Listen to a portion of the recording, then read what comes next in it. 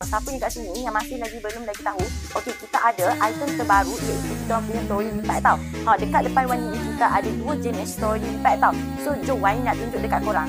Dia nak bagi tahu kita ada 2 jenis tau. Okey, kalau dekat depan Wan ni, yang ni adalah untuk yang small wheel dan yang ni adalah untuk yang big wheel tau. So perbezaan dia hanya dekat kawasan tayar sahaja. So jenis tau, kita ada yang small wheel dan yang big wheel tau. Kalau untuk small wheel, dia punya saiz tayar adalah 4cm sahaja.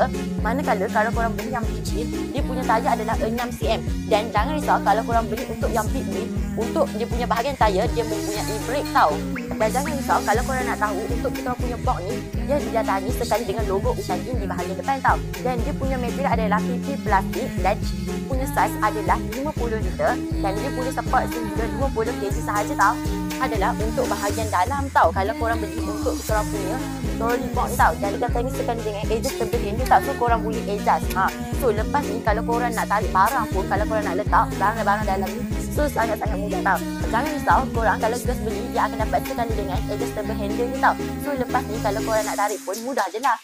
So kalau korang berminat, korang boleh dapatkan sekarang tau dekat web ni. Bye.